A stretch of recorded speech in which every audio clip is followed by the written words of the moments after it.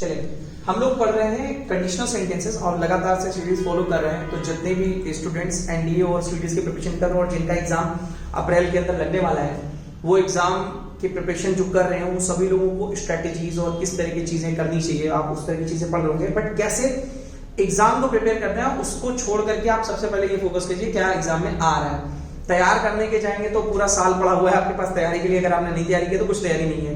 और तैयार करना है तो तरीका यही है कि जो शॉर्टेस्ट वे है उसके अंदर हम कितना जल्दी से जल्दी चीजों को सीखें और उनको इंप्लीमेंट करें। अब आपने जो चीज पढ़ रखी है मैं उन्हीं चीजों को रिवाइज कर रहा हूं, बट वो चीजें बात कर रहा हूं ये जो एनालिसिस करने के बाद में मैंने निकाला हुआ है कि लास्ट ईयर के लास्ट से अगर हम देखें 5 साल के 6 साल के पेपर के अंदर वो एनालिसिस करने के बाद में जो पेपर में आ रही चीजें हैं उन्हीं के बारे में ये सीरीज बनाई गई। तो टॉप 50 रूल सीरीज में सिर्फ हम उन्हीं रूल्स के बारे में पढ़ रहे हैं जो हमारे एग्जाम के पॉइंट ऑफ व्यू से इंपॉर्टेंट है। तो जानते हो उन्हीं में से एक इंपॉर्टेंट रूल है हमारा इमेजिनरी कंडीशनल का, जिसको हम टाइप 4 कहते हैं। ये इमेजिनरी कंडीशनल कैसे फ्रेम होते हैं सबसे पहले तो इनके बारे में जानते हैं। इनको फ्रेम दो तरीके से किया जा सकता है। एक तो इनको हम सेकंड टाइप से बना सकते हैं, जो सेकंड टाइप का कंडीशनल आपने पढ़ रखा है, जिन्होंने नहीं पढ़ रखा है वो जाकर के नीचे वीडियो देख सकते हैं।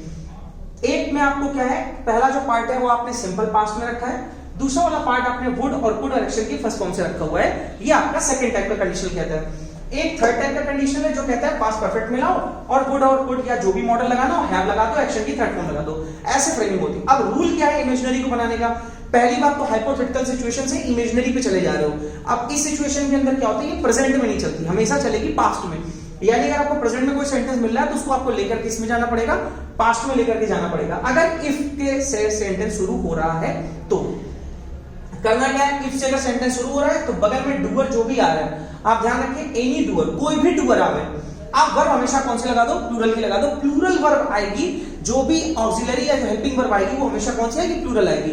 वो कॉन्सेप्ट देखें क्या लिखा हुआ है, if he was a king he would distribute money among us. इस तरह से सेंटेंस आपको लिखा हुआ है, if he was a king he would distribute money among us. जानते हैं क्या होना चाहिए था तरीका?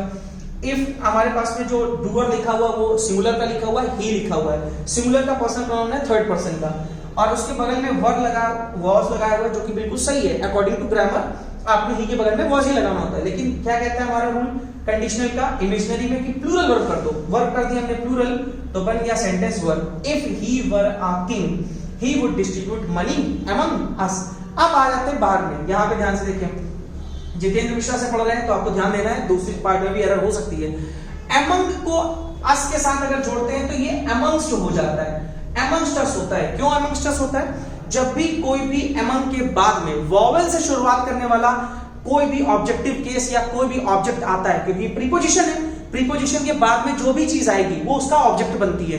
तो जो भी ऑब्जेक्ट आता है अगर वो कभी भी हमारा वॉवेल से शुरू हो रहा है, यानी साउंड जो है उसकी वॉवेल से शुरू हो रही है, आवर फ्रेंड्स होता या कुछ ऐसे वर्ड्स होते तो हम लोग अमंग को अमंगस्ट कर देते हैं। बाकी अमंग और अमंगस्ट में फर्क कुछ नहीं है, सेम है, बस फर्क क्या है वॉवेल्स का। अगर यहाँ पे देम होता तो कोई बात नहीं थी, तो हम अमंग देम बोल देते, अस है तो चेंज करके अमंगस्ट करना है।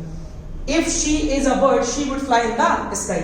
अगर वह चिड़िया होती तो यहां ध्यान रखिए इज नहीं आएगा, आएगा सेंटेंस में वर्ब, आपने वर्ब लगा दिया, if she were a bird she would fly in the sky. Sky के पहले आपको ध्यान देना है, यहां पे क्या लगाना है, द। स्काई के पहले आपको क्या लगाना रहता है, द लगाना रहता है।